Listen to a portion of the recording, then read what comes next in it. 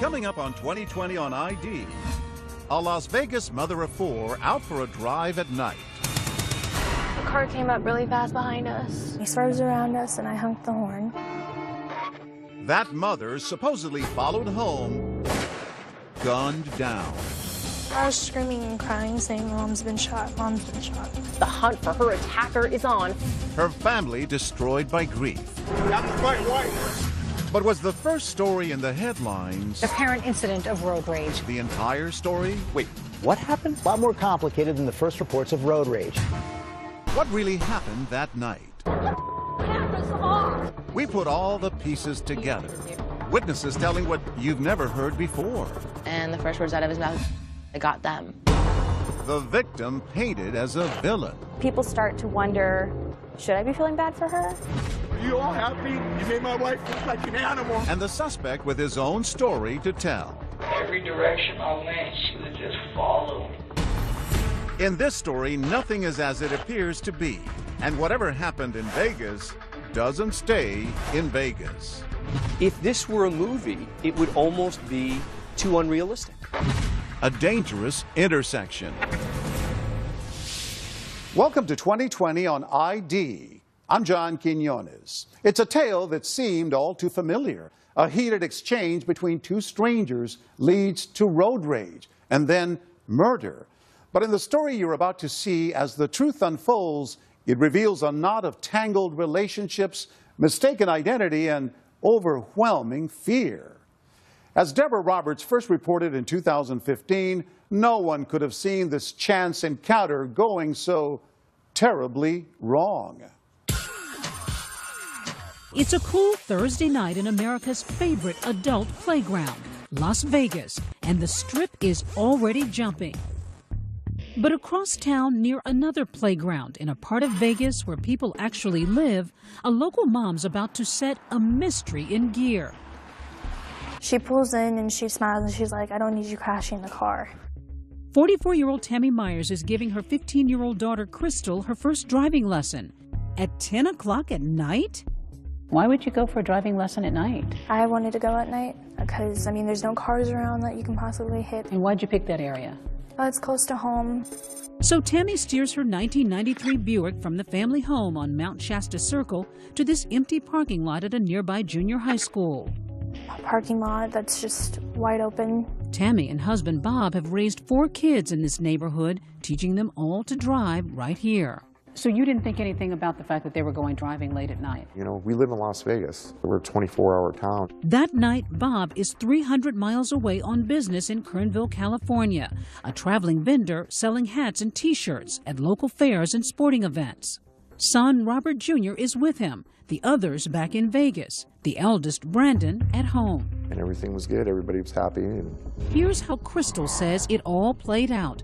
Back in that parking lot, she takes the wheel, delicately maneuvering the car, delighting in every turn. I was just like, okay, I'm getting the hang of this. Then the lesson moves from the parking lot to the neighborhood's main streets. We finally stopped and she pulled over and we switched seats. Tammy now takes the wheel. Crystal says her mom is teaching her how to change lanes. She's going at a snail's pace when suddenly an impatient driver appears in the rear view. It was a silver car. I just noticed that he was riding our bumper. And then he swerves around us and I honked the horn. That honk of the horn, something we've all done, would change everything. So then you pull up here. She turns right and right about here. When Crystal says that silver car suddenly sideswipes them. And we had to stop really hard. Who is this guy? Do you know? No, I didn't recognize him. Were you scared? Yeah, I was. I was really scared. And he gets out the car. It's okay. Take your time. And he says, I'm going to kill you and your daughter. He says, I'm going to kill you and your daughter? Yeah. In a panic, Crystal says they flee the scene. But what happens next is a puzzle we piece together. Everyone agrees that sometime after 11 o'clock, 2 cars barrel down Mount Shasta Circle to the end of the cul-de-sac where the Myers live. That old Buick driven by Tammy and a 4-door silver sedan driven by a mystery man in hot pursuit with a gun. You heard the shots? Yeah, I was looking and heard the shots. Did you know she had been hit? Yeah, I was screaming. He said, "Mom's been shot, Mom's been shot." Brandon, her eldest son, remembers running to his mother's side as that silver sedan flees the scene. I was just screaming at her, "Mom, please stay here, stay here." Brandon was telling her to stay awake, but she was closing her eyes. She's hit in the head. A frantic Brandon dials 911, and at 11:34, Tammy's rushed to a nearby hospital. At the scene of the shooting, leads and evidence are scarce. Did you have any idea who had shot your mom? No, I was completely in the blank. All I saw was the gunfire. Back in California, Bob Myers gets fragments of the story over the phone from a distraught Crystal. And she said, "Dad, I saw it. There was blood everywhere, all over Mom's head and face." He drops everything and begins driving home. And what's happening in your chest at this moment? I'm like, what's going on here? How fast are you driving? 100 miles an hour. Every thought saturated with concern for his wife of 25 years, the family matriarch who'd earned the name Mama Bear. What kind of a force was she in the family? She was the backbone of the family. She was everything to the family, the business, the kids, me.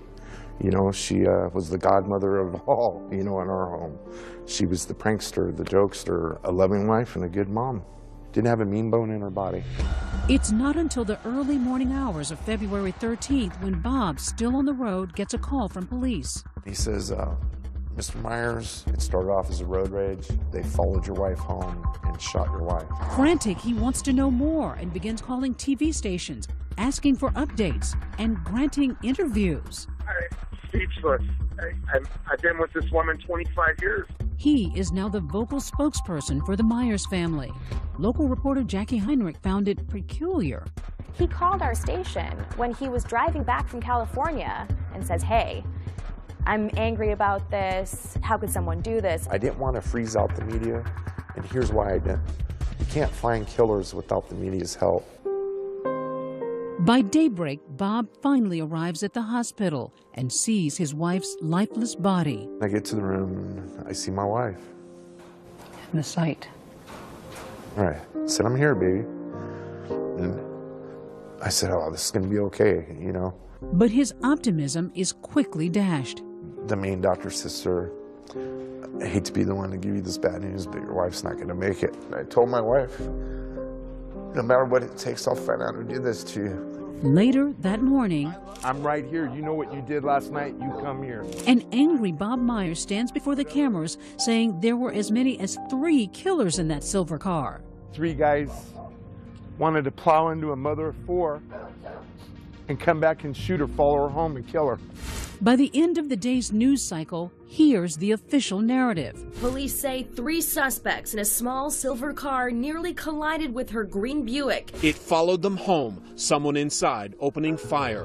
As the Buick becomes a makeshift memorial, Tammy Myers appears to be yet another victim in an endless string of road rage incidents. Los Angeles, Tampa, Randleman, North Carolina. And this scene in Austin, Texas. 2 men in the middle of traffic going at it with a baseball bat and a wooden pole. But this one is unlike any other. A mom cut down in her own driveway. Road rage mystery in Las Vegas. The mother shot after teaching her daughter how to drive. But despite all the attention, no arrests. The next day, February 14th, a heartbreaking Valentine's Day. Vegas police released this security video of the silver sedan cruising the neighborhood around the time of the shooting, and with it, this composite sketch. Police say this is the face of one of the suspects. Police say it's Crystal's description of one of the strangers in the car that sideswiped her and her mom, threatening to kill them. He's a big guy, 6 feet tall, weighing about 180 pounds. As far as we can tell, there was no prior contact with these individuals. They are complete strangers. There's a manhunt for this unknown guy, instilling fear in everyone across the valley. Everyone's like, could this happen to me? Neighbors are too afraid to show their faces with that suspect still out there. That night, an agonizing moment for Bob Myers. At 7:05, he disconnects his beloved wife from an artificial respirator. I'll always have a wife. She'll never leave my heart. But she's gone. I didn't want my baby to suffer. But I didn't want her to go either. You know, to have to say it's okay to turn off the switch to let your wife go. So you had to do it. Had to.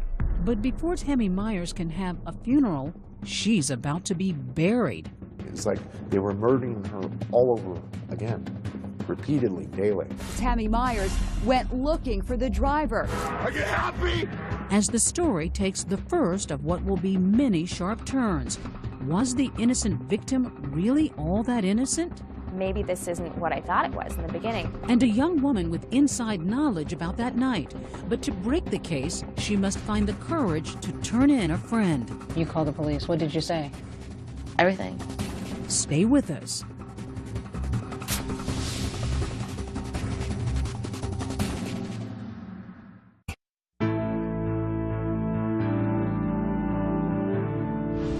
After a chance encounter with an angry driver, mother of four Tammy Myers has been shot dead outside her home. It seems like a case of road rage gone terribly wrong. But as Deborah Roberts reports, a piece of new information is about to turn this story on its head. A mother targeted. The hunt for her attacker is on in what's being called a case of road rage. She was a good woman and she didn't deserve this. While police search for the person who gunned down Tammy Myers, her family comes to grips with their loss. 3 days after removing his wife from life support, dear God, protect them in the days to come. Bob Myers holds a candlelight vigil. This is a testament to a good person in a community that needs good people. But now there are as many whispers about shooting victim Tammy Myers as there are prayers for her. I want to keep the facts as they are, because it's starting to get twisted. Just hours earlier, police announced a stunning discovery, one that paints a much different picture of this Las Vegas mom. The reason I wanted everyone here was to just clarify some things. A big piece of the Myers account has been missing. Turns out, between that alleged road rage incident and the shootout, Tammy Myers returned home with no one in pursuit, dropped off her daughter, and instead of dialing 911, picked up her son, who's armed with a gun, and went back on the road. She tells her 15-year-old daughter to wake up her son, who was in bed, and have him come outside and get in the car with her so that they can find who frightened them while they were on the roadway. She got her 22-year-old son to get his weapon. I mean, people start to wonder, should I be feeling bad for her? Local reporter Jackie Heinrich says that surprising and late disclosure changed the whole tone of the story. When the police held a press conference and said, actually, Tammy Myers went back out, then they started to think, maybe this isn't what I thought it was in the beginning. Suddenly, the family is feeling the burn of online hate, with comments like, "Am I the only one who's glad she got shot?" It was a firestorm of people just upset with what they had been told and what they'd been led to believe by the Myers family. On social media, people began to really turn on your wife and your son. Well, it bothered me. All of them did. Because my wife wasn't a troublemaker. Bob is suddenly doing damage control, insisting that this is not a vigil for a vigilante. My son is not an animal.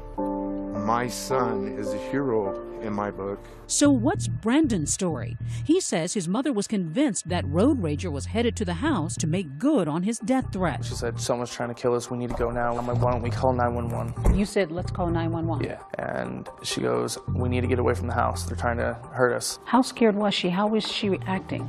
Like, it was just something I've never seen before. She goes, we need to go now, get in the car, or I'm leaving without you. Did you go back for your gun? No, before I left out the door, I grabbed it. Brandon's gun, a registered Beretta 9mm pistol. Why'd you grab the gun? Just safety precautions. Someone's trying to hurt my family, so I'm gonna come protect them. Brandon claims that, you know, he only went with his mom because she asked him to, and he tried to hold her back and restrain her. But in the end, he got his gun, he got in the car, and he went out looking for these people.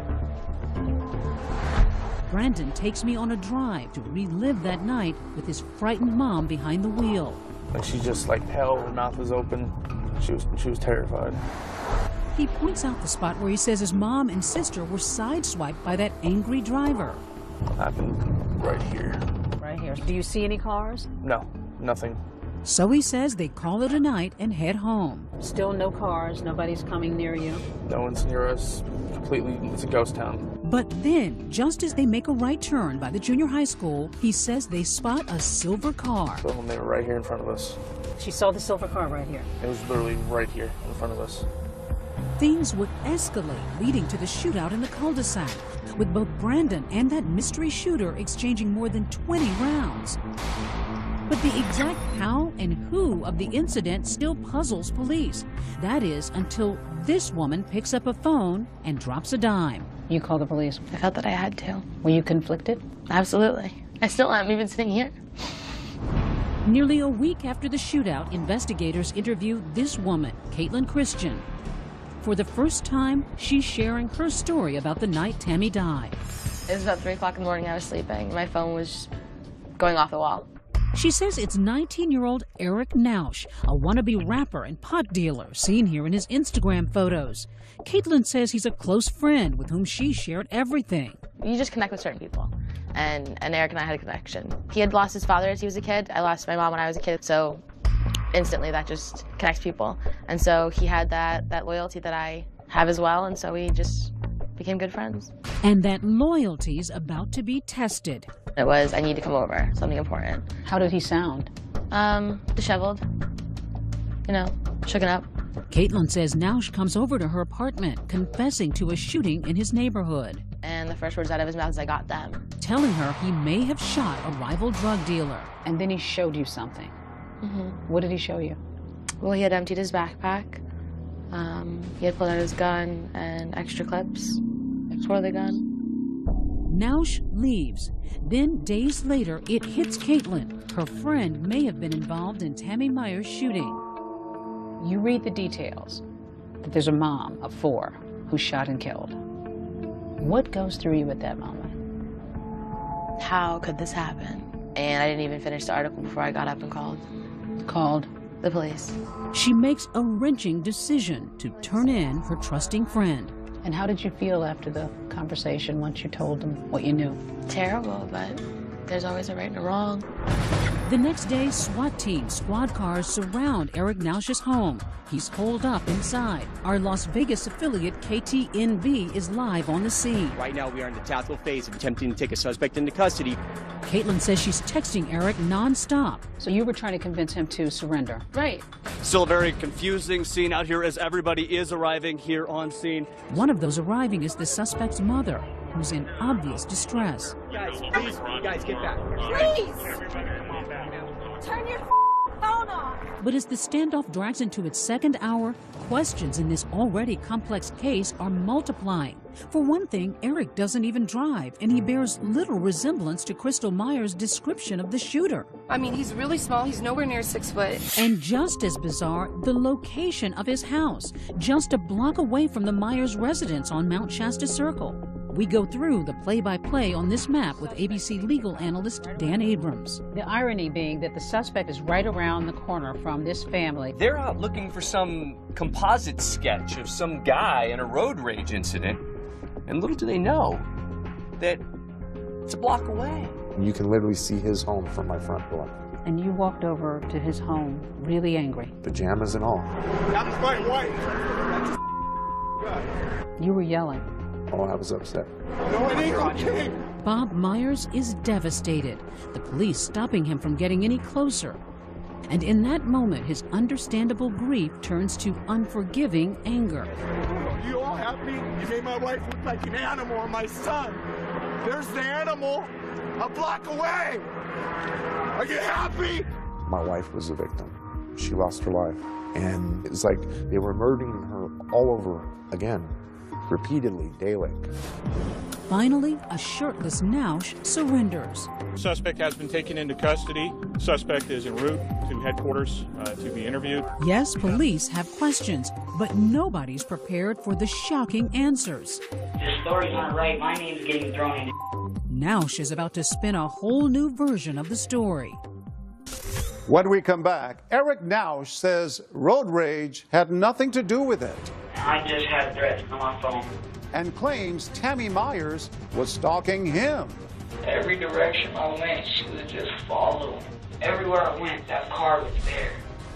Stay with us.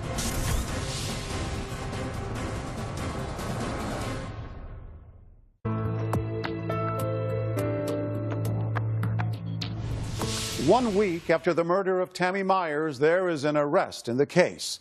But as police bring the suspect in for questioning, the twists and turns continue. Once again, here's Deborah Roberts. Well, a teenager in custody. His name is Eric Nausch. We know the suspect is here at Metro headquarters. While the media churns the news of Eric Nausch's arrest, the 19-year-old suspect himself is alone with his thoughts, slumped across an interrogation table, while others are thinking, just who is this kid? His Instagram account is full of photos of what appear to be drugs. By all accounts, Nausch is a wannabe gangsta rapper and low-level drug dealer known on the streets as Baby G, the kind of guy who ends up either famous or in jail, or in this case, both. You got your water? All good? All right. But his close friend Caitlin Christian sees him more as a lost child whose father committed suicide in 2010 and is now living with his mother and a baby sister. Eric is a good person. Eric has a huge heart. Was he a troubled kid? I don't believe so. He wasn't a violent person. I believe that there's a void when a parent's not there, but I don't think he was a troubled individual, no. Nausch may be in need of a father figure, and Detective Clifford Mogg is happy to oblige, kicking off the interview with a laid-back Miranda warning. I just need to advise you of your rights, and then I want to talk about you. All right, you have the right to remain silent. After some friendly talk, So, tell me about Eric. the cuffs are off, trust building. You'll be cool with us, aren't you? And very slowly, Detective Mogg starts pulling the string. In your mind, what's this all about? Tell me. Well, you guys think that I did something? Nausch says he's no killer, just a pothead who likes to light up at Anson Park. Curiously, the park just across the street from the junior high school where Tammy Myers was giving that driving lesson. The park has always been my #1 spot. But Nausch says on the night of Tammy's murder, he was hanging out at this guy's house, Yeah. Murder, kill. a local rapper named Young Crane. I went over there sometime between the afternoon and I was there until the next morning. Then talk of weapons. Have you ever been in possession of any handguns, real guns? Yeah, but I got rid of it. When? Probably about like a month ago. So describe the gun. It was like this big, and it was black and it was silver. Much needed protection, Nausch says, because rival drug dealers had been threatening him and his family. Kids threaten your family or other people threaten your family? Yes. An hour later, detectives finally reveal their hand, letting Nausch know they've already blown up his alibi, because his best friend Caitlin has told them everything. Katie really likes you. She said you were like a little brother to her. Where he'd been, what he'd done, and the gun he did it with. I knew about that gun that you were talking about way before you ever told me. This is crazy, dude. It is. Everybody's trying to see you do the right thing, but everybody realizes that you made a bad mistake that night, okay? And the fact that you sought out Katie to talk to that night, that lets me know that this was really bothering you. Cornered, Nausch can no longer carry the weight on his slender shoulders. Come here, Eric. Look, son, tell me what happened, okay? You gotta get this off your mind. I really did no more with them, bro. So tell me what happened. Tell me from the beginning, Eric. Now get ready for Nausch's story, which begins just after 10 o'clock. That night, he's in the park, armed and paranoid over the threats he'd been receiving, when he notices Tammy's Buick circling slowly in the school parking lot. Every direction I went, she was just following. Everywhere I went, that car was there. He says he was sure it was someone stalking him, so he hides and calls a friend to pick him up so he can get away. It was a smooth 30-45 minutes before I even got in the car, until I knew this car was out of sight. The friend arrives in a silver Audi sedan. Nausch thinks he's escaped his enemies, but almost instantly crosses paths with that Buick once again. They just came out of nowhere. They were following us, and they didn't even turn. He tells police something that surprises them, that someone in the other car was brandishing a gun at him. So far, we have you telling us that these people were waving a gun, okay? Waving a gun out the window. Listen to me. Nobody but you have said that. And he reveals something else that thus far has gone unreported. He fires shots at Tammy's car even before the fatal shooting. And I just cocked it back and I started shooting them. He says the cars separate and he starts heading home. But as he turns onto his street, suddenly they are once again face to face. I go back and they're passing my house, dude. With their arms out and everything, they're passing my house. And Nausch, now panicking, follows that car into the cul-de-sac. I really thought these are the guys that have been threatening me this whole time. When you pulled into the cul-de-sac, what did you see? First thing I seen them running up to the door. That's all I kept thinking is they going to grab more straps. And I didn't let every bullet I had in there. I got scared. Do you think he had any idea that it was Tammy Myers in that car? No. I full-heartedly, in my soul, believe he had no idea. You know, you can tell when someone's hiding facts or holding back. And he wasn't. He didn't even know if anyone had been struck at this point, let alone who was in the vehicle. He had no idea.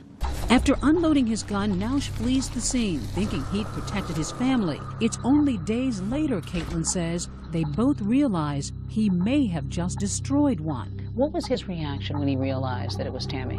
Nauseating remorse. Like, he could not understand how it happened. How did it go from, I was terrified and these are some punk kids looking for me, to the life of a mother. He saves his biggest surprise for last, telling police Myers is not only one of his neighbors, he knows her, has eaten dinner at her table. So you know the family? I know the whole family, man. Is there anything you want me to tell the family? Like, my intentions were to take someone who was going to harm my family up. Not my homie's mom. Not Tammy. The stunning relationship is confirmed for the first time when Bob Myers later addresses the press. We knew how bad he was, but we didn't know he was this bad. Myers claiming his wife had mentored the troubled youth. My wife spent countless hours at that park consoling this boy. She was really good to him. She fed him, she gave him money, she told him to pull his pants up. Some saw it as odd that you didn't disclose that you knew him to the media at one point, and then later on you did. Because I didn't know. I never knew Nausch's last name. I knew him as Eric. I didn't know until I saw his picture on television. Detectives leave their suspect alone in that room, this time to call his mother and let her know he won't be coming home. Mom, I love you. I love you. Okay, I've already told them everything. The only reason I confessed, Mom, was because they knew everything. But the case is far from closed. Nausch won't give up the driver of the silver sedan and claims no knowledge of any prior road rage incident. The so-called confession has some problems with it. And was there a darker side to the relationship between Tammy and her killer? Mrs. Myers used to come to the park and try to purchase things off of him. Stay with us.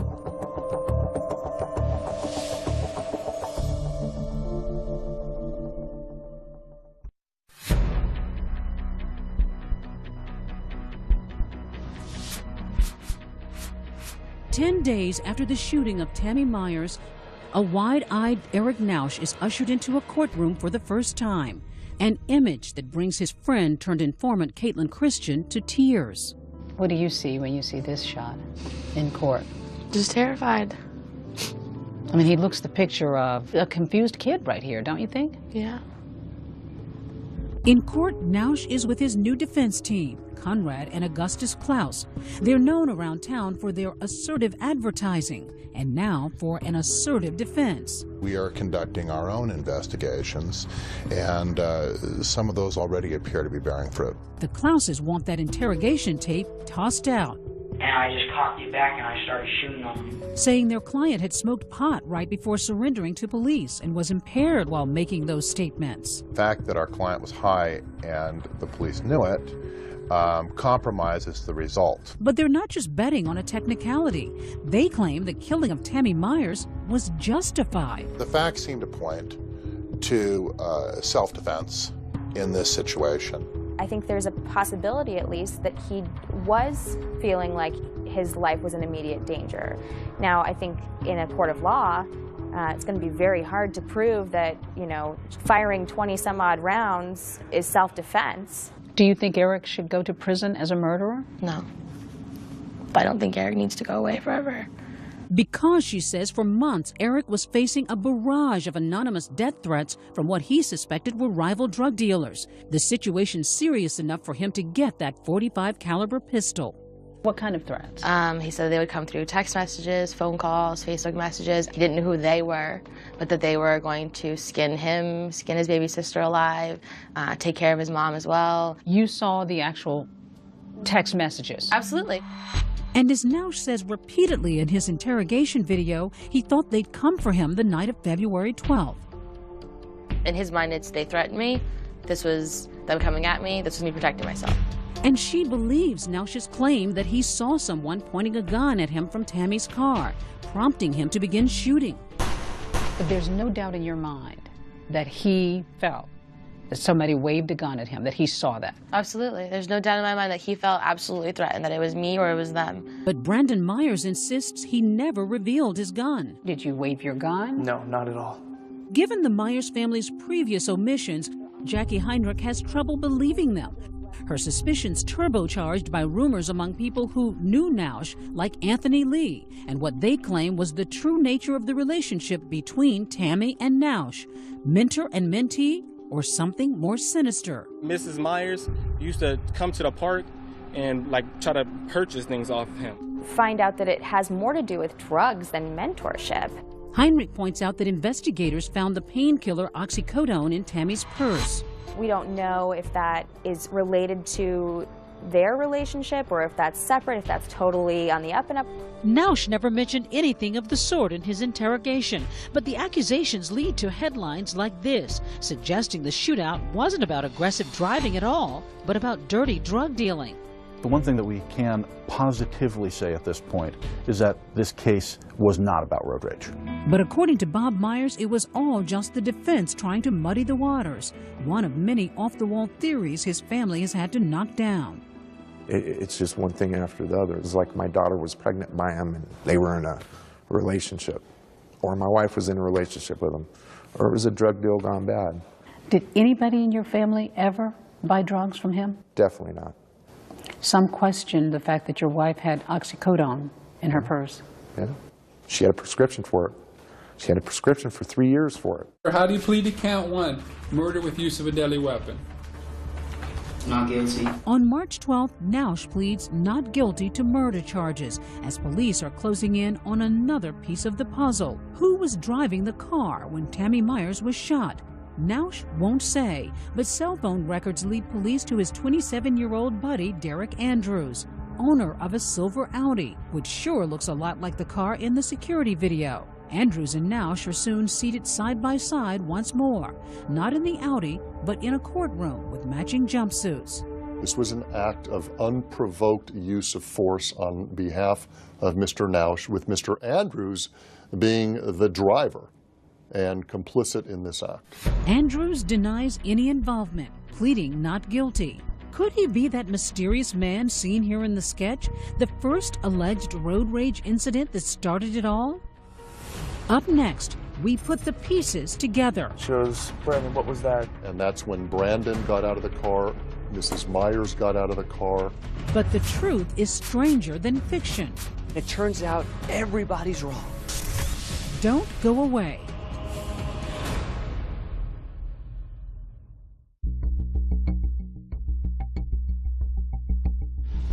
With arrests made, suspects in custody, and charges brought, finally, the prosecution's story, the version jurors will hear at trial. DA Stephen Wolfson thinks he can finally explain what happened the night Tammy Myers was killed. There's no evidence to support that Mrs. Myers was doing anything other than being out with her daughter, giving her daughter some sort of driving lessons. Wolfson believes Crystal Myers. Yet what happened next is a series of bizarre, tragic coincidences, the odds of which, even by Vegas standards, are incalculable. 10:10 p.m. Tammy's offering that driving lesson to her daughter in the school parking lot. By coincidence, Eric Nausch is in a park across the street. He's carrying a .45 caliber handgun and the weight of the world on his shoulders after death threats from some rivals. Now, this is a kid, in my opinion, who had a .45 caliber weapon that speaks volumes. A .45 caliber is a huge weapon. Nausch notices the Myers vehicle and its slow-moving maneuvers and apparently misconstrues that as a threat. He thinks the driver is stalking him. And nobody seems to dispute that it all started right here in this junior high school parking lot. Just out for some driving lessons. 10:50 p.m. After the driving lesson, Tammy Myers gets back behind the wheel and begins heading home. 10:56, she sees a silver sedan speed up behind her and pass aggressively. Her impulsive teen daughter makes a fateful decision. Crystal reaches over and slams on the horn. If that horn hadn't been honked, none of this probably would have happened. It's full-on road rage as the silver car pulls in front of the Myers. Crystal says the driver hops out, walks toward her mom's car and says, "I'm gonna kill you and come back for your daughter."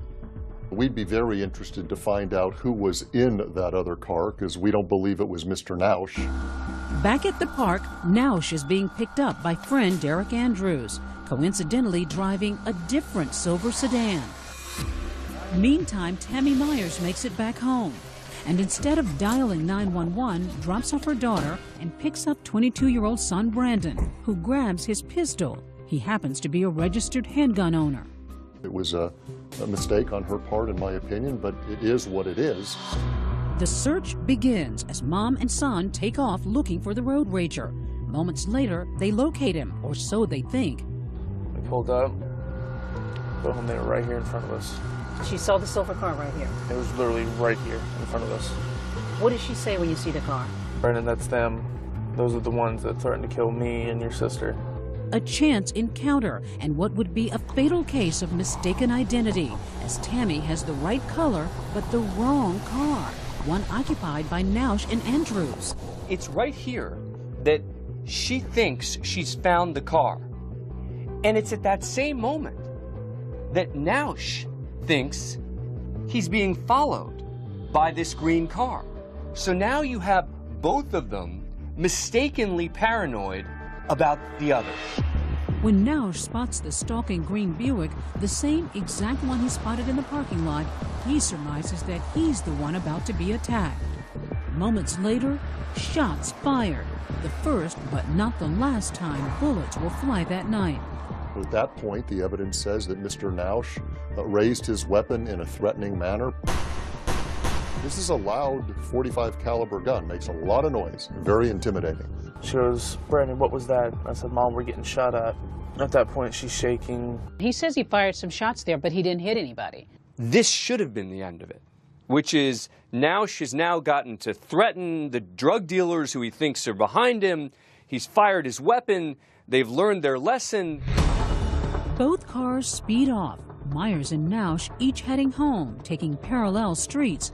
But remember, they live only a block apart, and in the final, cruelest twist of fate, find themselves headed for disaster as they turn toward their houses, winding up on the same street.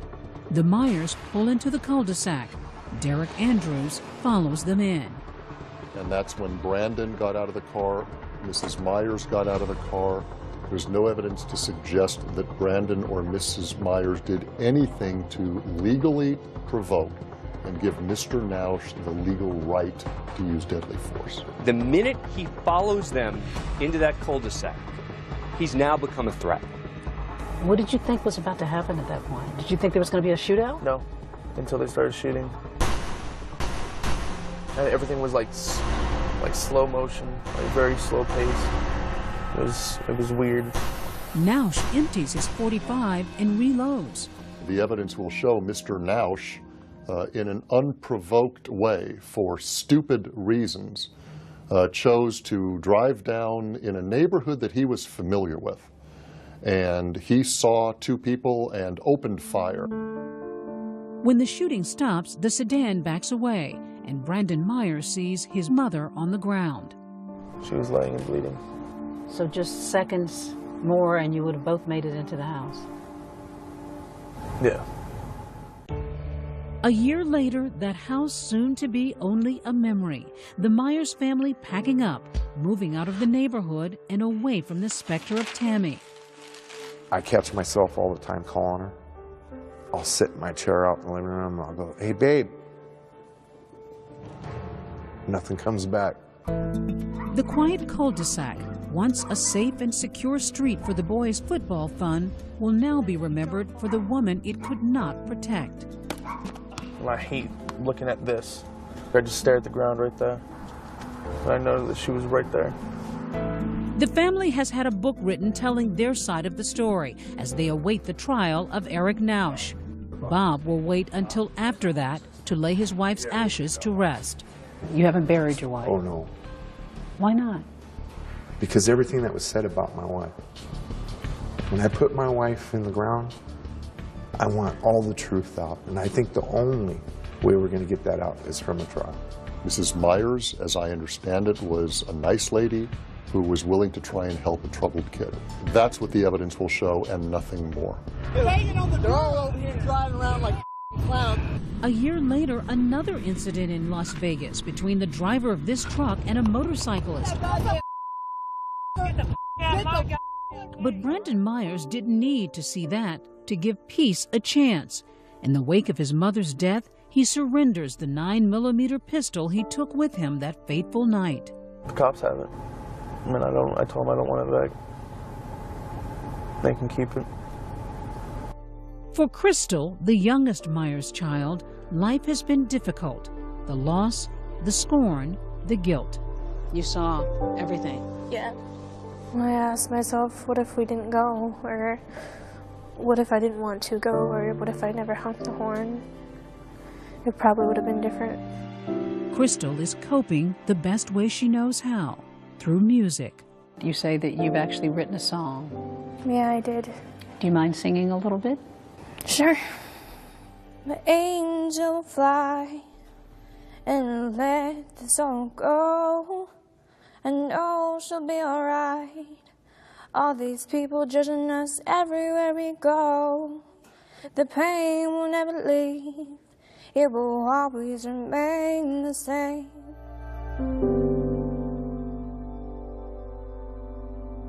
In the end, the Myers family did not see the trial they had been waiting for. In March 2016, Eric Nausch changed his plea to guilty for second-degree murder.